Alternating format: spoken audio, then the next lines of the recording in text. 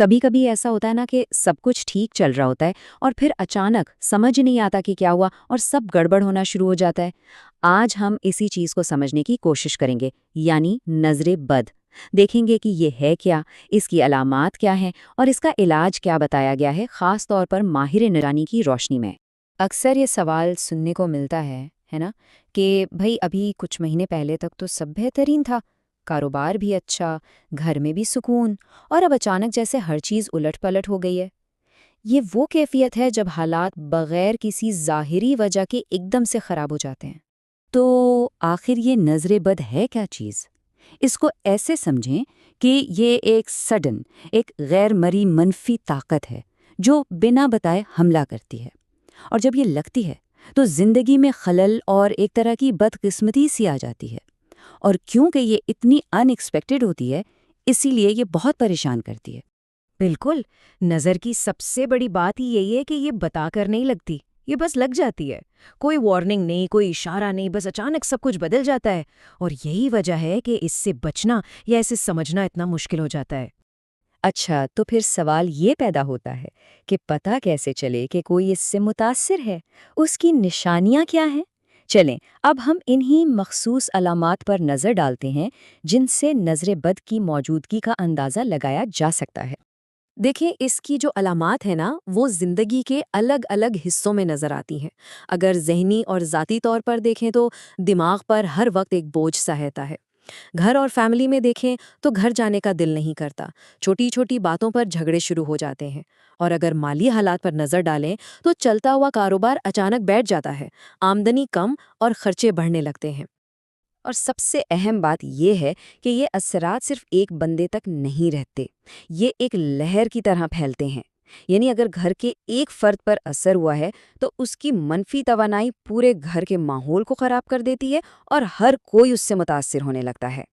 صرف یہی نہیں، گھر کا ماحول بھی کچھ اشارے دیتا ہے۔ جیسے گھر میں ایک عجیب سی بے چینی یا اداسی کا احساس، ایک کے بعد ایک کا بیمار پڑنا، یہ سلسلہ چلتا رہتا ہے۔ چھوٹی چھوٹی چیزیں جیسے لائٹ بلب یا کوئی اپلائنس بار بار خراب ہونے لگتی ہیں، اور یوں لگتا ہے جیسے ہر کام میں کوئی نہ کوئی رکاوٹ آ رہی ہے۔ ٹھیک ہے، تو اب جب کہ ہم نے علامات کو سمجھ لیا ہے تو اب اس کے حل کی طرف آتے ہیں۔ وہ کون سے روحانی طریقے ہیں جن سے ان منفی اثرات سے بچا جا سکتا ہے اور سکون حاصل کیا جا سکتا ہے؟ یہاں دو اہم روحانی علاج بتائے گئے ہیں۔ ایک ہے لوح نور۔ یہ سمجھیں کہ یہ ایک ذاتی روحانی شیلڈ ہے، ایک پروٹیکشن ہے جو آیت الکرسی کی خاص تیاری سے بنتی ہے۔ اور دوسرا ہے عرق پاکیزہ۔ یہ گھر کے لیے ہے، ایک طرح کا سپرے جو گھر کے ماحول کو منفی اثرات سے پاک کرتا ہے۔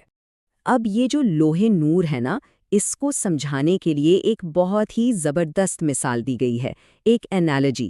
اس سے یہ سمجھنا بہت آسان ہو جاتا ہے کہ یہ ذاتی حفاظت والی چیز آخر کام کیسے کرتی ہے۔ اور وہ مثال ہے روحانی انسولین کی۔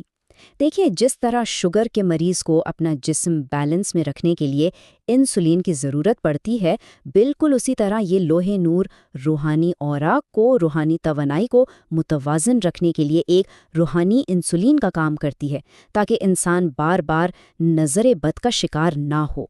ان دو چیزوں کے علاوہ ایک ہفتہ وار عمل بھی بتایا گیا ہے، ایک پریکٹیکل ریچول جو ہر ہفتے کیا جا سکتا ہے، روحانی صفائی اور حفاظت کے لیے۔ چلیں دیکھتے ہیں کہ اس کے کیا سٹیپس ہیں۔ لیکن اس عمل کو کرنے سے پہلے ایک بہت ضروری بات سمجھنی ہے، وہ ہے ایکٹیو پارٹیسپیشن۔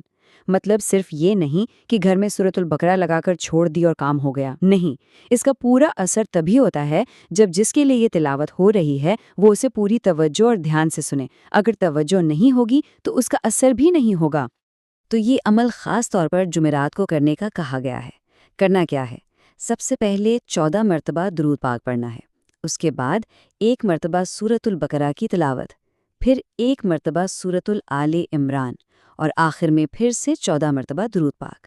یہ سب پڑھنے کے بعد عرق پاکیزہ پر دم کریں اور اسے پورے گھر میں ہر کونے میں چھڑک دیں۔ کہا جاتا ہے کہ اس سے پورے ہفتے کے لیے گھر کی حفاظت ہو جاتی ہے۔ تو اس ساری بات کا خلاصہ کیا ہے؟ خلاصہ یہ ہے کہ جس طرح جسمانی صحت کا خیال رکھنا پڑتا ہے، اسی طرح روحانی دیکھ بھال بھی ضروری ہے۔ ان غیر مرئی منفی اثرات سے بچنے کے لیے پرو ایکٹیو رہنا، یعنی پہلے سے خیال رکھنا بہت ضروری ہے، اور یہ سب مستقل عمل سے ہی ممکن ہے۔ تو آخر میں ایک سوال سب کے لیے چھوڑ جاتے ہیں کہ روزمرہ کی زندگی میں جو چیلنجز آتے ہیں، جو ان ایکسپیکٹڈ مشکلیں آتی ہیں، ان سب سے نپٹنے کے لیے اپنی روحانی صحت اور بیداری کا خیال رکھنا کتنا اہم ہے؟ یہ ایک ایسی بات ہے جس پر ہم سب کو سوچنا چاہیے۔